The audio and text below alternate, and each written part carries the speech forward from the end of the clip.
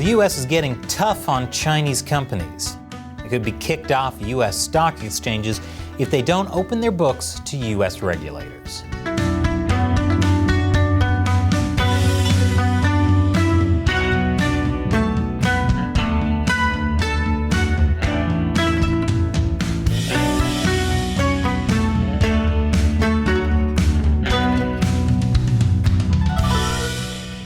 Welcome to China Uncensored. I'm Chris Chappell. We've been saying for a while now that the U.S. needs to decouple from China's economy if the U.S. wants to remain the world's superpower. Well, the U.S. and China might be getting slightly closer to doing just that. There are currently 261 Chinese stocks listed on U.S. stock exchanges. Last month, the U.S. and China reached a deal that would allow U.S. regulators complete access to those Chinese companies' financial documents. To which you might be wondering, wait, U.S. regulators don't already have access? And yes, that's right, they don't. And that's been a huge problem. For example, the Chinese company Luckin Coffee. They were listed on the NASDAQ stock exchange. Americans bought their stocks like hotcakes, thinking, oh, this could be a good competitor to Starbucks. But then it turned out Luckin Coffee had faked $300 million in sales. And when that was discovered in 2020, their stock plummeted and U.S. investors lost billions. They could have never committed such a giant fraud if U.S. regulators had been allowed to audit their books in the first place. And it's not just Luckin Coffee. For years, American investors have been pouring money into hundreds of Chinese companies through exchanges like NASDAQ and the New York Stock Exchange. But unlike every other company on those exchanges, U.S. auditors aren't allowed access to verify whether what Chinese companies were telling investors was true. That's because the Chinese Communist Party only allowed Chinese companies to be audited by Chinese auditing companies. And it made sure those audits had no U.S. oversight. The Communist Party claimed that by opening their books to U.S. auditors, Chinese companies could be giving away state secrets. Wall Street didn't like China's stonewalling either, but hey, when the goose keeps producing golden eggs, do you really need to inspect how those eggs are made? Of course, some of those eggs turned out to be fake gold, like Luckin Coffee. But hey, you win some, you lose some, right? Some of them still produce golden eggs, for now. So Wall Street put up with this for more than 10 years. If you've seen the movie The China Hustle, you know why. Spoiler alert, it was greed and stupidity. Now, it's not just like the U.S. government watched from the sidelines. The Public Company Accounting Board, or PCAOB, is the regulator that oversees the audits of U.S.-listed companies. It tried over and over again to get access to China. So did the Securities and Exchange Commission. In 2013, the PCAOB signed a Memorandum of Understanding with Chinese regulators. It was supposed to make it easier for both countries to share documents with each other. The problem was, it wasn't legally binding. And there were some huge loopholes too. Like, it only allowed the PCAOB to gain access for investigations of Chinese companies, not for regular audits. So basically, the U.S. could investigate after U.S. investors had been screwed, but couldn't prevent them from getting screwed in the first place. The Memorandum of Understanding also allowed China to withhold documents if they were considered in the public or national interest, which turned out to be almost every document. So almost 10 years after that memorandum was signed, the PCAOB said it was worth about as much as the paper it was written on. That wasn't even the first Memorandum of Understanding they signed either. They signed an earlier one in 1994 that also wasn't legally binding. And as you can probably guess, it did little to give U.S. regulators access to Chinese companies. Fortunately, a few years ago, Congress stepped in and put its foot down. I'll tell you how after the break. Welcome back. For years, Chinese companies have basically been able to list on U.S. stock exchanges without being scrutinized by U.S. regulators. The PCAOB and the SEC were pretty much shut out of looking at Chinese companies' documents for quote-unquote national security reasons. So in 2020, Congress passed a bill that Trump signed into law. It forced companies to comply with U.S. auditing rules or get kicked off U.S. stock exchanges. It was called the Holding Foreign Companies Accountable Act, although it really should have been called the Holding China Accountable Act.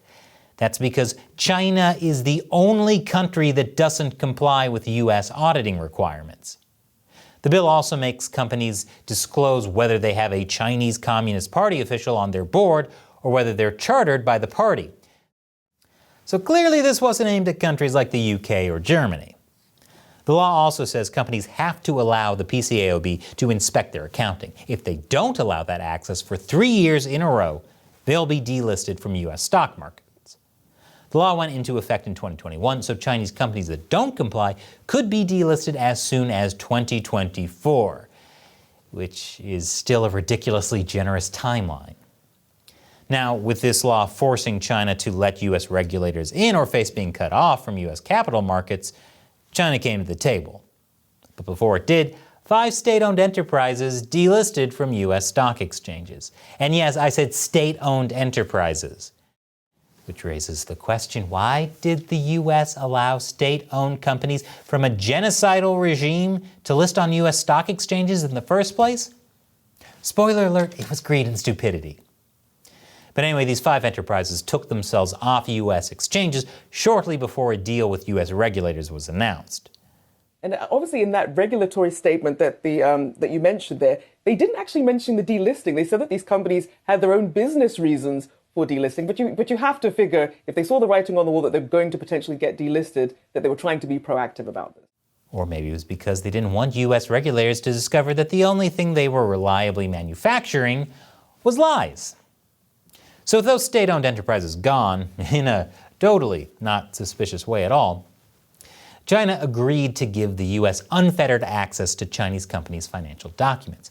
But there's a big fat asterisk next to that. The agreement does, in theory, give U.S. regulators pretty much full access to see any document or talk to anyone in China they want. But U.S. officials and politicians are pretty skeptical that China is actually going to comply with the thing they agreed to. The head of the PCAOB said the real test will be whether the words agreed to on paper translate into complete access in practice. The head of the SEC warned that the proof will be in the pudding. And Senator John Kennedy, one of the sponsors of the Holding Foreign Companies Accountable Act, called it only a first step in a long journey. And it's not just because of China's poor track record of working with the SEC. China has a long history of lies and broken promises, like how the U.S.-China trade deal that Trump negotiated fell apart when China effectively bought none of the $200 billion in goods it promised to buy. China also never cracked down on fentanyl being sent from China to the U.S. like it said it would. And China famously said it wasn't going to militarize islands in the South China Sea, but then did just that. Sorry, I'm not sure how all those anti-aircraft guns got there. They must have just washed ashore. If China does give the U.S. unfettered access, though, it could be a sign that China is worried about losing U.S. dollars. The new agreement appears to reflect recent concerns of officials in Beijing, who are struggling to manage a sharply slowing economy. For years, Wall Street has been a big cash cow for Beijing. Foreign investment was just like a tap that kept pouring money on China's economy, and it didn't turn off no matter how risky Chinese investments were. That was thanks to useful idiots like BlackRock and Bridgewater Associates, which encouraged investors to increase their investments in Chinese assets. It's not clear exactly how much China stands to lose if all China-based companies are forced to delist in the U.S. But according to the SEC, around 200 companies are in the crosshairs. That's either a lot of golden eggs or a lot of rotten ones, and soon we're going to find out. And this episode has been sponsored by you. With YouTube ad revenue being so low, we rely on viewer support to help us keep making this show. And as a thank you to our supporters on Patreon and Locals, I'll answer their questions at the end of some of our episodes. Today's question comes from Eric Hedgeblom on Patreon. How did a man like Gorbachev rise in a system that he helped tear down? The CCP seems to believe it was a mistake that he ever came to power. Could such an anomaly ever occur in China? Good question, Eric. When Gorbachev came to power in 1985, the Soviet Union was facing an economic disaster. At the beginning, Gorbachev's ideas for fixing the Soviet economy required just minor changes. It was only when those initial reforms failed to create economic growth that he decided that the Soviet Union also needed political reform. He thought political reform could force changes to the bureaucratic status quo that was holding the economy back. But that led to much more political reform than he bargained for, and the Soviet Union collapsed in 1991. Yes, Gorbachev was praised for ending the Soviet Union, but that's history looking back. I believe his intention when he first took up his position was to save the Soviet Union, not end it. So to answer your question, Gorbachev rose to power because after a series of really bad Soviet leaders, he appeared to be the best guy available to fix the system. And I guess he was, just not in the way anyone predicted. What does this mean with respect to China and Xi Jinping? Only history will tell, and unfortunately, history usually takes a really long time. Thanks for your question, Eric. And thank you to everyone who watches China Uncensored. If you like this show and want to see it continue, head on over to the crowdfunding site Patreon or the exclusive social media site Locals. Links to both are in the description below. Those are the best places you can directly support this show. Once again, I'm Chris Chappell. Thanks for watching China Uncensored.